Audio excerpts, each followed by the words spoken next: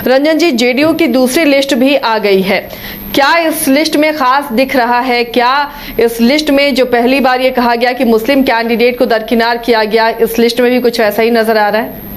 देखिए, जो दूसरी लिस्ट आई है जेडीयू की, उसमें 44 प्रत्याशियों का नाम जो है वो शामिल है। लेकिन जैसा उस दिन भी हम लोग बातचीत कर रहे थे तो मैंने आपको कहा था कि जब सीमांचल की कुछ सीटें अनाउंस होंगी तो वहाँ पर मुस्लिम प्रत्याशी हमें देखने को मिल सकते हैं। और एक चैनपुर की सीट थी, जमा खान वहाँ से जो है विधायक हैं। तो 4 जो मुस्लिम प्रत्याशी हैं उनको जेडीयू ने जो है अपनी लिस्ट में जगह दी है। तो पहले बार जो आई थी 57 सीटों की, उसमें 0 और इन 44 में जो है वो 4 मुस्लिम प्रत्याशी हैं। तो एक तरह से आप देखें तो जो 101 जो कुल प्रत्याशी जेडीयू ने घोषणा की है उसमें जो है वो 4 प्रत्याशी जो हैं वो मुस्लिम हैं। इसके अलावा आप देखें, अगर जानकारी के लिए, तो 2020 में जेडीयू ने 11 मुस्लिम प्रत्याशी दिए थे, 2010 में 14 मुस्लिम प्रत्याशी दिए थे, 2005 में 9 प्रत्याशी दिए थे, लेकिन 2015 में जो है 7 मुस्लिम प्रत्याशी ही उन्होंने दिए थे। तो अगर आप देखिए कि जो जिन सीटों पर मुस्लिम प्रत्याशी जेडीयू ने दिए हैं उनमें चैनपुर है, अररिया है, जोकीहाट है और आमौर है।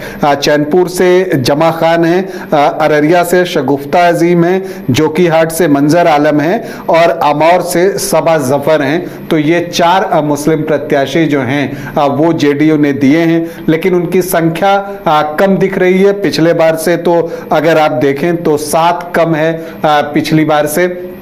इसके अलावा जब आप एनडीए की ही लिस्ट को देखिए तो एक जो अभी लेटेस्ट लिस्ट आई है एलजेपी की, उसमें भी बहादुरगंज से मोहम्मद कलीमुद्दीन का जो है वो नाम दिख रहा है। तो पूरे एनडीए को अगर आप देखिए 5 मुस्लिम प्रत्याशी जो हैं वो दिख रहे हैं। तो यहाँ पर जो है जो 5 प्रत्याशी हैं वो ऐसी सीटें होंगी जहां पर उनके बिना काम नहीं चलेगा।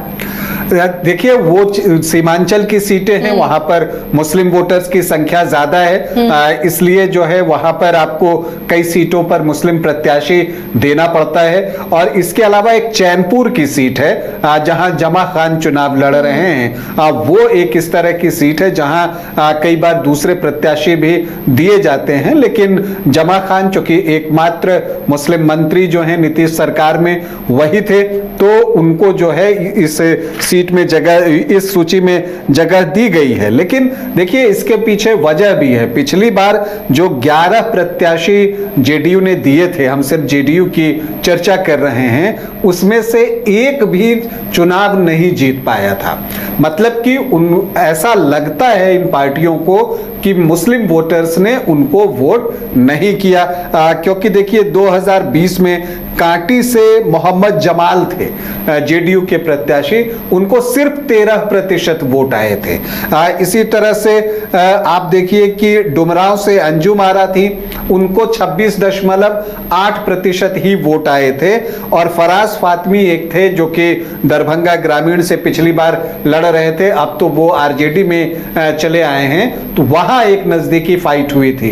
तो ऐसा मुझे लगता है कि एनडीए की पार्टियों को, जो घटक दल हैं, उनको एहसास हुआ कि मुस्लिम वोटों का उतना हिस्सा उनकी तरफ नहीं आ रहा है। तो ऐसे में अगर वो दूसरी जाति से कैंडिडेट बनाते हैं तो उस जाति के वोट उनको मिल सकते हैं। तो ये सियासी मुनाफे की बात है। ये दिख रहा है एनडीए को कि अगर हम सामान्य जाति या फिर जो ओबीसी ईबीसी से प्रत्याशी देते हैं तो समीकरण को बेहतर तरीके से साधा जा सकता है, क्योंकि वो वोट कन्वर्ट हो रहा है।